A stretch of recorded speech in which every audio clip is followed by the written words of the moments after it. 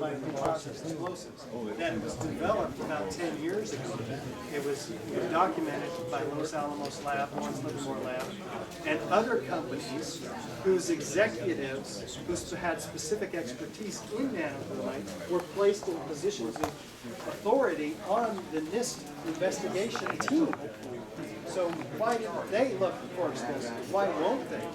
Even, I mean, the Twin Towers even looked more like an explosive event than a gravitational collapse, and yet they didn't even examine the possibility, seriously, of the hypothesis of explosive demolition. Now I'll answer. How does it work? So the architects and engineers for 9/11 Truth are not experts in nanothermite composite explosives. We would like to have NIST, we would like to have Congress investigate NIST, and these experts in nanothermite composite explosives who are on the NIST investigation team, ask them how it might have worked. We don't know the mechanisms of how the thermite is, nanothermite is ignited.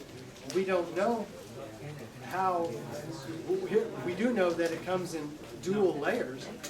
The red layer is the nanothermite layer. Nanothermite because these particles are 1,000 times smaller than a human hair. Particles of aluminum oxide, aluminum and iron oxide set in this organic bed of oxygen, silicon, carbon. And we know that there's a gray layer which is composed of an iron substance. So it appears to have been applied in layers in liquid form. That's about all we know. We know it can be engineered to be explosive. Because that's the thing I've read, that thermite was an accelerant. The final it was not an explosive. So how come there's no trace of explosive itself? Yes. So the whole point about nanothermite is that it can be engineered to be explosive because of the small particle size. The reaction, the chemical reaction between the aluminum and the iron oxide is virtually instantaneous.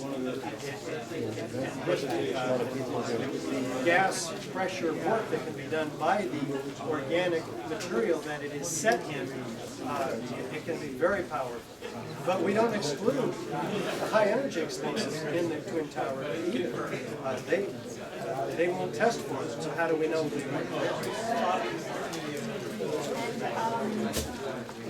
Also, all the molten iron and steel that was found under, couldn't that be accounted by the fact that there were so many elements, the wires from the substation, and that all those chemicals created a really toxic and an incredible mix that was trying to catch all of this?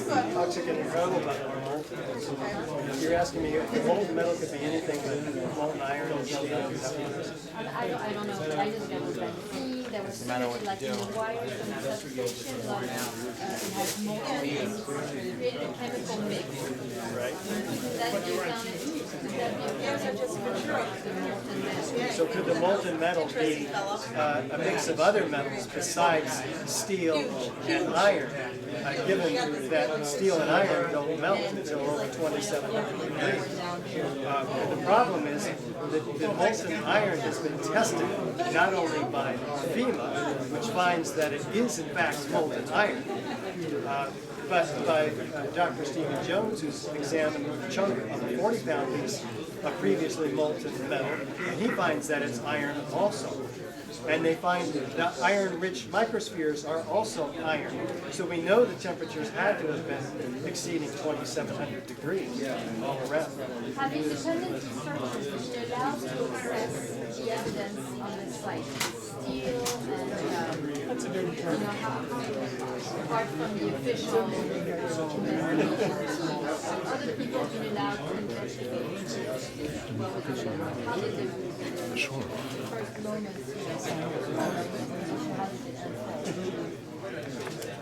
the investigations that have been done are not investigations, they're building reports. The American Society of Civil Engineers assembled a team of volunteers. They didn't even have access to the steel. They didn't have access to the blueprints. They were hampered at every turn. They didn't have a budget to get anything done. So then NIST comes in and takes over. They have a $20 million budget, but the results, everything is very secretive about how they operate too. They will not release the computer input data for Building 7 or the Twin Towers, even with a Freedom of Information request. We don't have that information. They say if we release this information about how Building 7, about the computer input showing how we figured out how Building 7 came down, it could jeopardize public safety.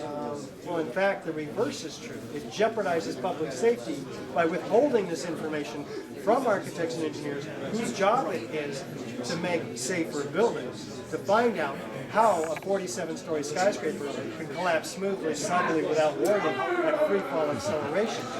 This is a very big problem for our existing skyscrapers. So this should be the most open investigation, the most studied report in history. How do you explain that? And the site is so secretive that nobody wants to what's your explanation of that? It can't be explained why NIST, by us, why NIST is so secretive about the information that they're withholding from us. I can speculate that they have something to hide. I can speculate that this is a cover-up. And that's why the 1,460 architects and engineers are calling for a new investigation. What do you expect from the daylight today and from the campaign, Building What? The Building What campaign is absolutely critical because it puts in front of millions of New Yorkers Building 7 for the first time. I didn't know about the collapse of Building 7 until I saw it, not from the mainstream media, because they never showed it, except for a few times on the day of 9/11. The efforts by buildingwhat.org are absolutely critical in educating the American public, not just that a building came down in a mysterious manner, but if it did, then the implications are absolutely extraordinary because it came down on 9/11. It means there's some sort of an inside operation, that the investigation of the building is a cover-up. What really went on?